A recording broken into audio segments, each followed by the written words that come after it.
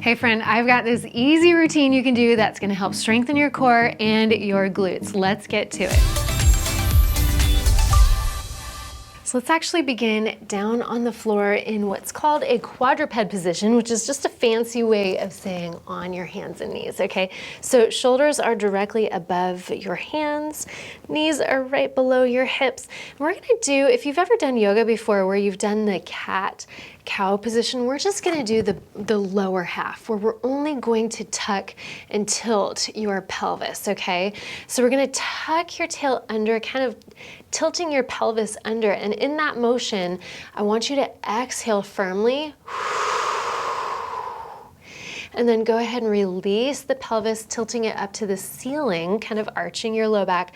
Then let's do that again. Tuck your tailbone under, exhale, and as you're exhaling, you might be able to feel those deep core muscles, your transverse abdominis, those deep layers of core muscles engaging, maybe even your glutes tightening. Let's go ahead and release again. We're gonna do that 3 more times. So go ahead and tuck your tailbone under and exhale firmly, getting all the air out, and release. 2 more, just like that. Tuck your tailbone under, exhale, release. 1 more, just like that. We're gonna tuck your tailbone under, exhale firmly. We're just getting those core muscles engaged, firing and activating. Okay, so I want you to walk your knees close together now so you have a more narrow base of support. You can lift up onto your fingertips if you need to take the pressure off your wrists. Let's go ahead and pick your right knee up off the floor, and we're gonna move that knee in a very big circular motion. I want you to make those as big of circles as possible with your knee without leaning or tilting your hips to the side. Stay as squared up as you possibly can. And even paying attention to that low back. Let's make sure that your low back is not arching as you're creating these big circles. Let's go ahead and switch directions. Good thing that I like to think of as I'm doing these is almost like I'm trying to scrape the edges of my hip socket. See how big of a circle you can create through that hip joint. Go ahead and set that knee down. We're gonna do the other side. So pick your left leg up. Once again, we're doing circles, whichever direction you want to start with, because we will switch sides. Big, big circles, trying to not arch your back or round your back too much, and definitely not leaning to the side. Let's switch directions. So create those big hip circles again. I love these to just kind of prepare and activate the glutes, to bring that awareness into your hip socket. 1 more circle, just like that, and set your knee down. Let's spread the knees apart again so that you're squared up. Extend your right leg straight out behind you, pushing your heel back as hard as you can push it back, and then extend your left fingertips straight forward with your thumb up to the ceiling. In this motion, you might be tempted to really lift high, kind of arching your back, but instead of that, I want you to think tucking your tail under just a touch so that your belly's pulled up towards your spine, and heel is pressed back as hard as you can. Fingertips are pressed forward as far as they can, and we're gonna inhale, exhale. 1 more time, inhale. Keep pushing, pushing, pushing with that heel as firm as you possibly can, squeezing that glute. Set your hand down, set your knee down. Let's do the other side. Press your heel back as hard as you can. Right fingertips are pointing forward with your thumb up to the ceiling. Remember, your body is going to want to lift as high as you can, but that's not the point here. I want you to reach as far forward and as far back, almost like someone is pulling your fingertips from the front and pulling your heel from behind you. Think tucking your tail just a touch to pull your belly up towards your spine, and we're going to inhale, exhale firmly. Keep pushing that heel back. Lift the heel just a touch higher. Inhale, exhale. 1 more. Think about sliding your shoulder blade back just a bit.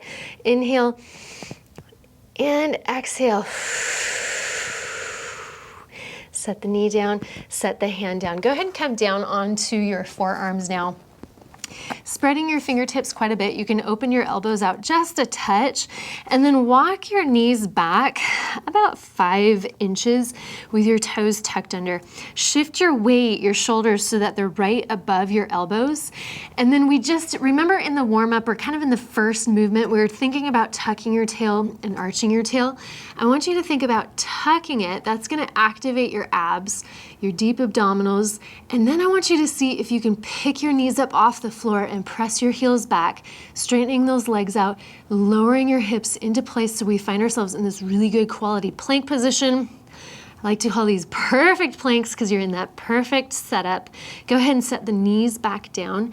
You can take the weight off of your forearms by shifting your weight back a touch. Let's do that again. So shoulders come right back over elbows, tuck your tail under, squeezing through your abs. You can even squeeze your pelvic floor, kind of drawing your pelvic floor up and in, and then lift the knees off the floor, pressing your heels back.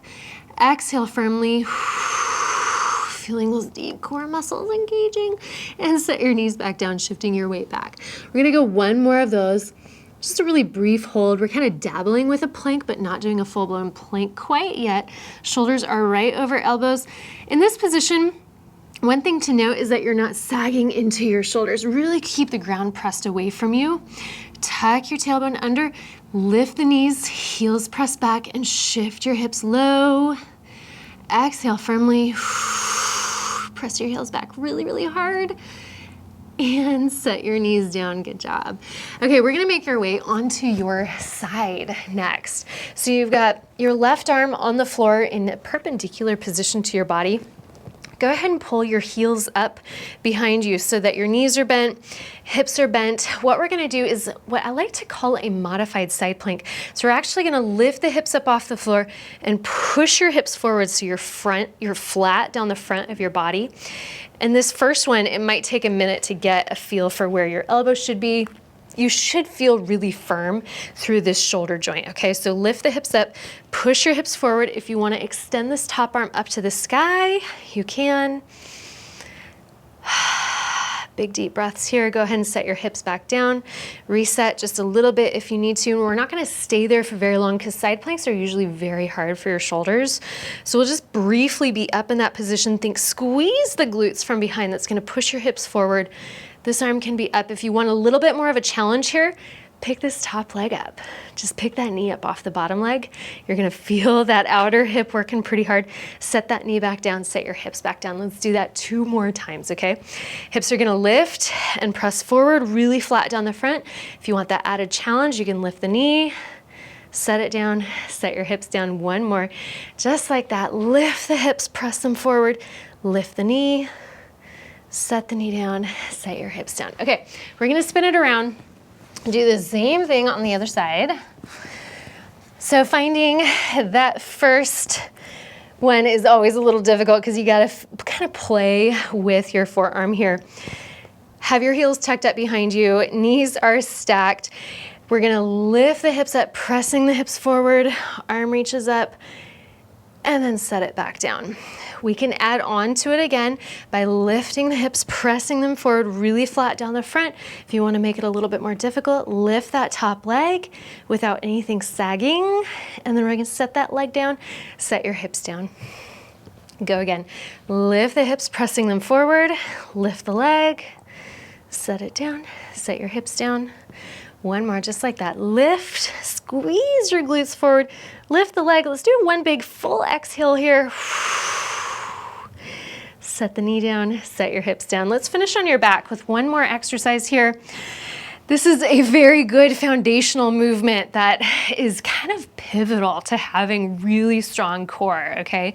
Really strong core and glutes. So you're on your back, you might notice you've got a little bit of a gap beneath your low back and the floor. Let's remove that gap by doing those pelvic tilts again. Just gonna tuck your tailbone under. That gap goes away. Now you feel your low back pressed in the floor. In this motion, I want you to squeeze your glutes, flex your glutes as hard as you can, and then push your hips up in the air. You might even push so high that you feel a little bit of stretch down the front of your quads. Go ahead and set the glutes back down and release the pelvic tilt. Let's do that again. Tuck tail, squeeze glutes, lift up. It's almost like a 3-step process. Go ahead and set down. When we take it carefully like this, where you tuck, squeeze, and lift, when we go through each of those motions, I'm ensuring that you're getting your glutes firing properly. And we're not just kind of going through the action haphazardly and not training the right muscles here. Okay, so we're back up in that bridge. Set your hips down, release the tilt. Let's go 2 more of these. Tuck tail, squeeze glutes, push hips up, release it down, release the tilt. Last one, tuck tail, squeeze glutes, and push it up. So we started on your hands and knees, worked our way all the way around your body, getting a lot of good core and glute strengthening there. Okay, my friend. Hey, I hope that felt so good. If you loved this video, I've got another one that I think you're gonna like too. I'm gonna link that above. And hey, go leave a comment below. I would love to hear what you thought about this video.